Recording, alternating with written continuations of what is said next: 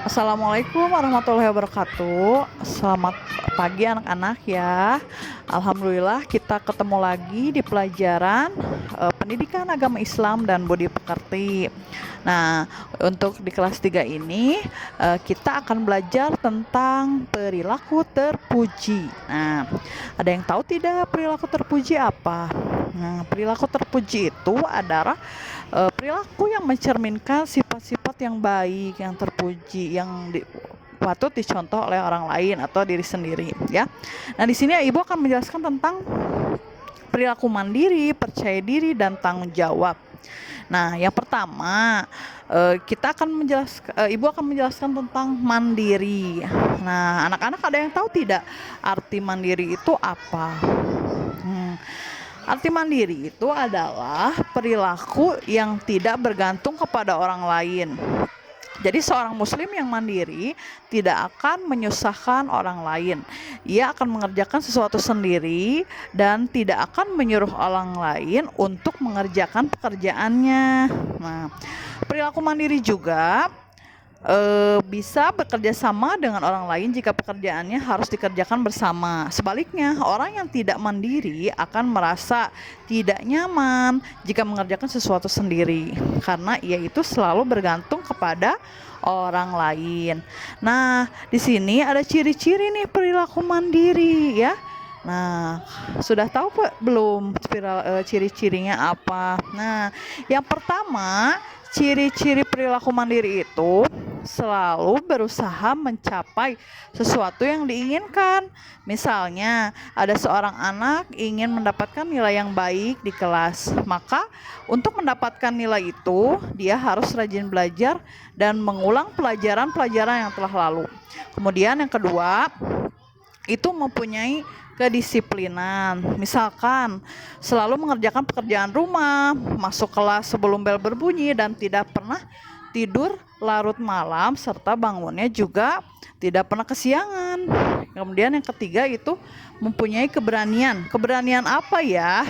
Kira-kira keberaniannya itu ketika Bapak Ibu guru menyuruh mengerjakan soal di papan tulis, maka seorang anak berperilaku mandiri itu berani maju ke depan dan mengerjakan soal di papan tulis ya.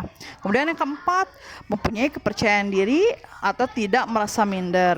Jadi seseorang selalu yakin ya bahwa ia akan bisa memahami seluruh pelajaran. Intinya harus percaya diri juga ya. Yang kelima, selalu ada keinginan untuk belajar lebih baik. Nah, adapun contoh perilaku mandiri yang pertama itu mengerjakan tugas sekolah ya.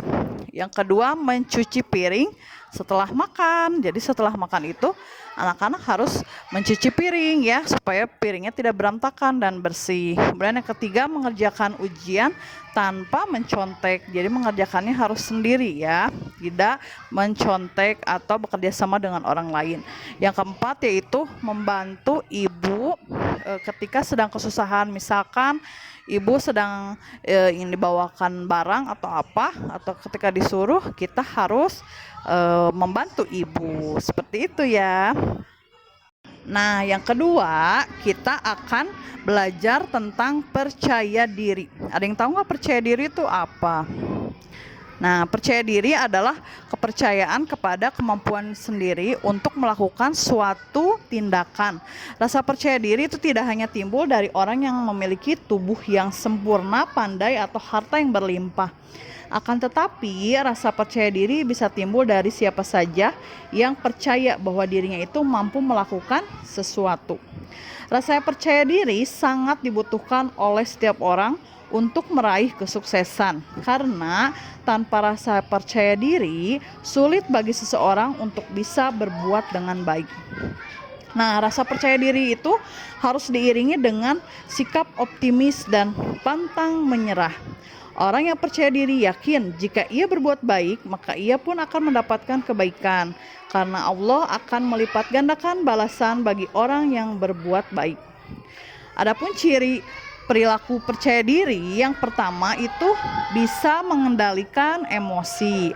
Yang kedua, lebih tenang dalam bertindak. Yang ketiga, tidak mudah putus asa dalam meraih keinginan, dan yang keempat, tidak membebani orang lain. Kemudian yang kelima, bertanggung jawab terhadap apa yang dilakukan. Adapun contoh perilaku percaya diri, yang pertama, dia berani tampil ke depan untuk mengerjakan soal-soal kalau ketika guru memberikan pertanyaan. Kemudian yang kedua, berani tampil di depan untuk berpidato atau sebagai perwakilan dari sekolah. Yang ketiga, berani percaya diri untuk menggambar atau melukis sesuatu, seperti itu ya. Jadi tidak pesimis ya, harus percaya diri. Nah, selanjutnya yang ketiga itu perilaku tanggung jawab. Nah, ada yang sudah tahu belum arti dari tanggung jawab apa? Nah, Islam itu sangat menjunjung tinggi tanggung jawab. Tanggung jawab merupakan akhlak terpuji. Tanggung jawab artinya keadaan wajib menanggung segala sesuatu. Misalnya, ketika kita membaca buku di perpustakaan, maka tanggung jawab kita adalah tidak mengganggu orang lain yang sedang membaca dan membereskan kembali buku yang kita baca. Orang yang bertanggung jawab atas harta yang dimilikinya, ia berkewajiban untuk mengeluarkan zakat, infak, dan sedekah dari hartanya.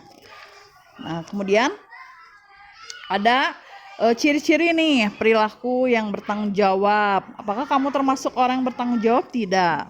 Nah, mudah-mudahan semuanya memiliki sikap tanggung jawab ya. Nah, adapun ciri-cirinya, yang pertama, selalu menepati janji. Yang kedua, memiliki kedisiplinan. Yang ketiga, tidak pernah merasa takut. Yang keempat, selalu melakukan apa yang diucapkan. Dan yang kelima, mengakui dan meminta maaf jika berbuat salah. Adapun contoh perilaku tanggung jawab, yang pertama, menyimak pelajaran dengan baik. Nah, ketika guru sedang menerangkan, maka anak-anak harus menyimak pelajaran dengan baik. Tidak ada yang mengobrol, tidak ada yang bersenda gurau, semuanya memperhatikan guru dengan baik. Yang kedua, melaksanakan piket kelas ya.